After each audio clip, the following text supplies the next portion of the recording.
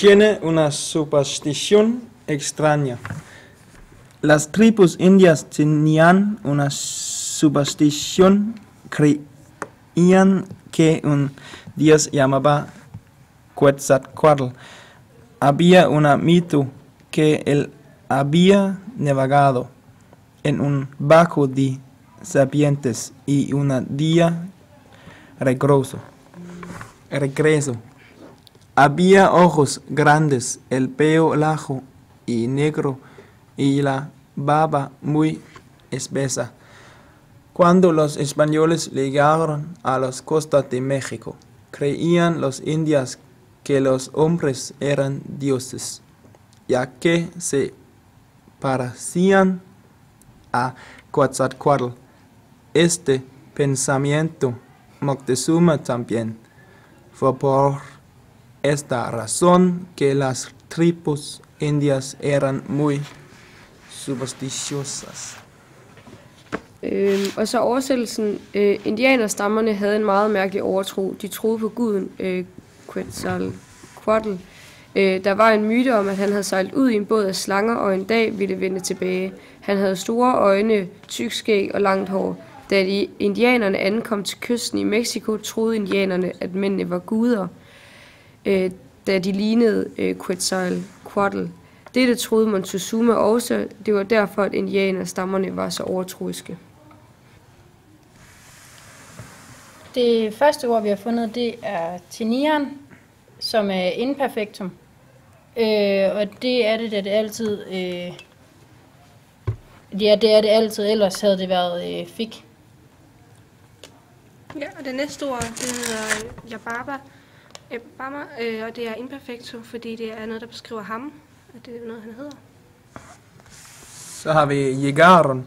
Det er præteritum, og det er fordi, de ankommer kun til Mexico én gang, og ikke flere gange.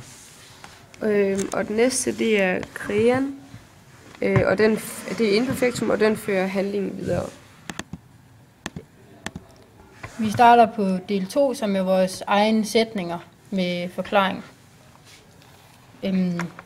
Estamos de vacaciones en Mallorca, som betyder, at vi er på ferie på Mallorca, og det er præteritum, da det er en begivenhed.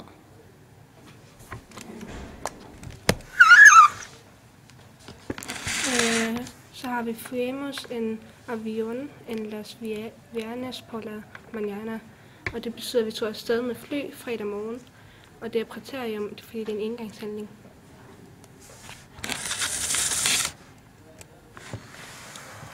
Nadamos en una piscina bonita.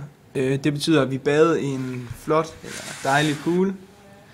Og vi har valgt at bruge imperfektum her, fordi det er ligesom en situation, vi er ude at bade. Vivíamos en un hotel que era muy lindo, og det er imperfektum, og imperfektum det beskriver, at vi er på et flot hotel. Vivíamos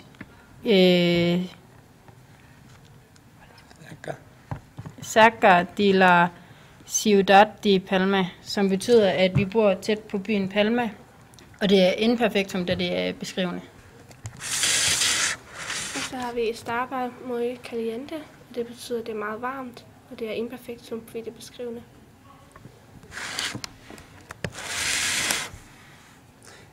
Estábamos en la ciudad de la noche. Vi var i byen om aftenen, eller en aften. Det er præteritum, fordi vi kun var i byen den aften. Bebimos muchas cervezas, og det er præteritum, fordi at det er en engangshandling, at vi drikker mange øl. Comimos desayuno en once el día después. Og det betyder, at vi spiste morgenmad kl. 11 om morgenen, og det er præteritum, fordi det er en engangshandling.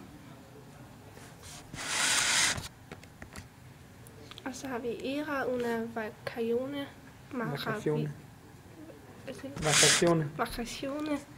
maravillosa, og det betyder, det var en dejlig ferie, og det er imperfektum, fordi det er beskrivende.